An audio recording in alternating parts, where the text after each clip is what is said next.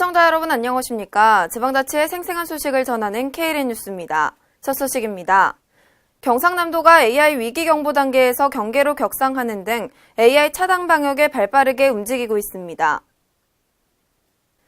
경남도는 발생 일주일 만에 가금농가 14건, 야생조류 9건의 AI 항원이 검출되는 등 도내 AI 유입 위험이 높다고 판단을 내린 경계 단계는 심각한 비상 수준으로 가고 있다는 것을 의미합니다. 도내 축산 차량에 의한 AI 유입 차단을 위해 거점 소독시설 6개소를 시군별 1개소 이상 총 27개소로 확대 운영해 도내 모든 가금류 축산 차량에 대한 소독은 물론 매주 수요일과 금요일에 일제 소독의 날을 운영을 통한 동시간대에 가금농가 축산시설 등을 집중 소독하여 AI 차단 방역을 강화해 나갈 방침입니다.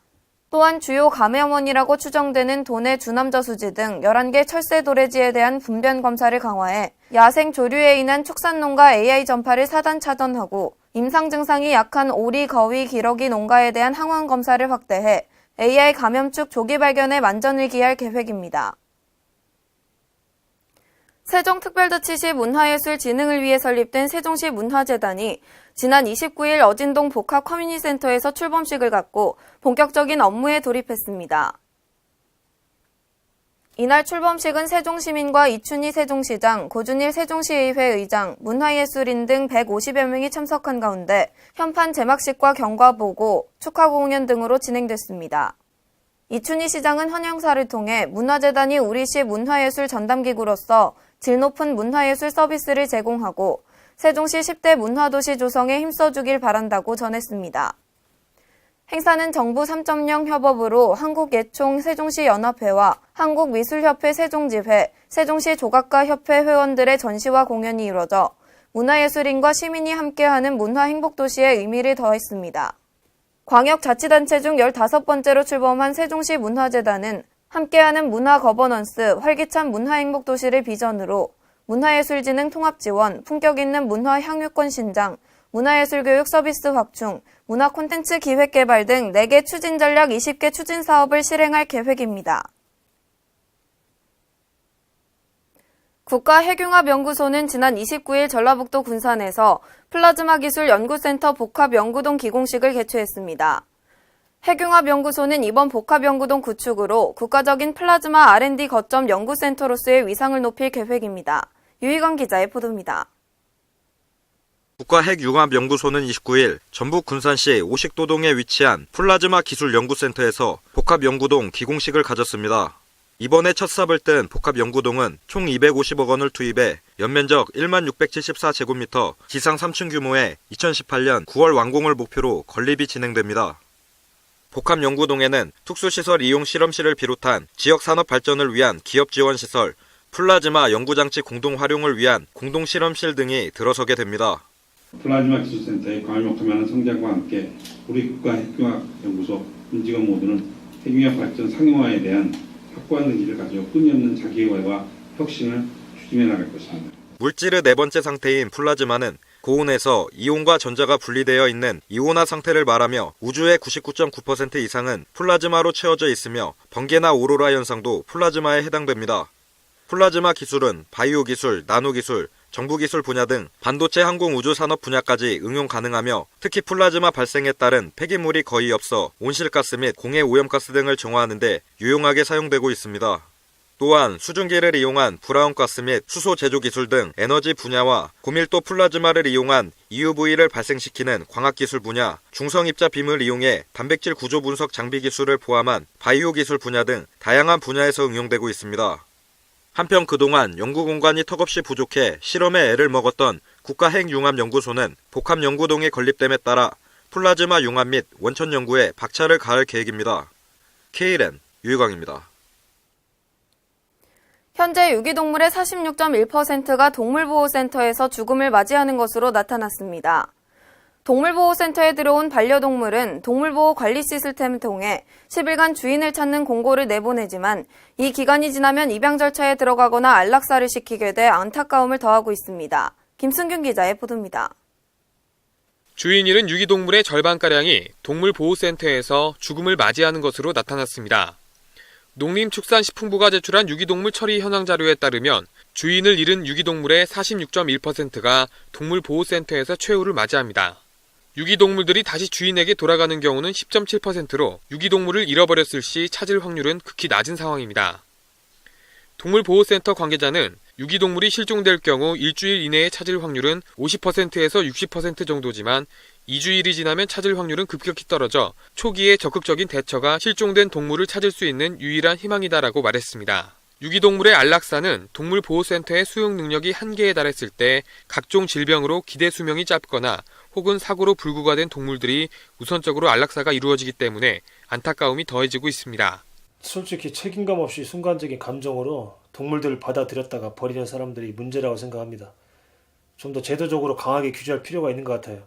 특히 보호센터 선정 시 운영 예산 부족 및 잦은 민원 발생 등으로 동물보호센터는 전년 대비 61개소가 감소한 것으로 나타나 국비 지원을 받는 지자체 직영 동물보호센터 건립 지원 사업 확대가 필요한 상황입니다. 동물보호협회 관계자는 유기동물 발생에 국가가 제대로 대응하지 못하고 있다며 동물보호센터 건립 지원 확대가 이루어져야 한다고 말했습니다. K랜 김승균입니다. 전라북도 남원시는 도농복합도시와 초고령화 시대 등의 지역적 특성을 살려 기획 편성한 싱싱생생 건강교실을 12월 1일부터 다음해 2월 28일까지 전국 최대 규모인 220개소에서 일제히 운영에 들어갑니다. 싱싱생생 건강교실은 활동량이 적어지는 겨울철에 규칙적인 신체 활동으로 건강한 겨울나기와 어르신들의 즐겁고 활기찬 생활영위를 위해 운영하는 프로그램입니다. 전문 체조 강사가 운영지역 마을로 방문해 주 2회 1시간씩 즐거운 음악과 함께 근력 강화를 위한 체조를 하며 체조 이후에는 나트륨 줄이기 영양교육, 심뇌혈관 질환 예방교육 등 건강에 유익한 교육도 병행해 실시합니다. 전년도에는 207개소에서 총 4,655회를 운영했고 프로그램 종료 후 실시한 만족도 조사 결과 참여자들의 94.1%가 유익한 프로그램이다라고 평가했습니다. 특히 올해는 읍면동 전 지역을 전수조사해 연중 희망지역 7개소를 운영했고 겨울철 싱싱생생 건강교실 개소 수도 확대하는 등 주민들의 건강 요구에 부응해 프로그램이 발전하고 있습니다. 이에 남원시 보건소 관계자는 싱싱생생 건강교실 운영을 통해 어르신들의 건강관리와 즐거운 노년을 위해 계속 노력할 것이라고 얘기했습니다. 오늘 충남도청 중회의실에서 민관공경 통합방위 태세를 공고히 하기 위한 2016년 4분기 통합방위 협의회가 열렸습니다. 이번 협의회에서는 통합방위 협의회 의장인 안희정 충남지사를 비롯해 윤서구 충남도의회 의장, 김지철 충남도 교육감, 박이규 제32 보병사단 부사단장 등이 참석한 가운데 지역 총력 안보 태세 확립을 다짐했습니다. 식전 행사로는 2016년 을지연수 무수기관인 태안군에 대한 대통령 표창이 전수됐으며 북한 사이버 테러 대응 방안에 관한 학습이 진행됐습니다. 이어 협의회 안건으로는 시군 통합방위작전 지휘통신 시스템 관련 내용 반영, 화생방 대비계획 반영이 논의됐습니다. 이 자리에서 안희정 지사는 국가안보는 국민경계와 사회활동에 직결되어 있는 만큼 모든 구성원과 기관들이 상호협조해 국가 위협 요인에 철저히 대비해야 한다며 통합방위협의회를 중심으로 지역 단위의 확고한 공동방위 태세를 확립해야 한다고 강조했습니다. 내년부터 임신부들의 외래부담 진료비가 대폭 줄어듭니다. 보건복지부는 건강보험정책심의위원회를 개최해 내년부터 임신부의 외래본인 부담률을 의료기관 종별로 각각 20%씩 내리기로 결정했습니다. 김승균 기자의 보도입니다. 내년부터 임신부의 외래 진료비가 절반 이상 낮아집니다. 보건복지부는 건강보험정책심의회를 열어 내년부터 의료기관 종별로 임신부의 외래 본인 부담률을 각각 20%씩 내리기로 결정했습니다.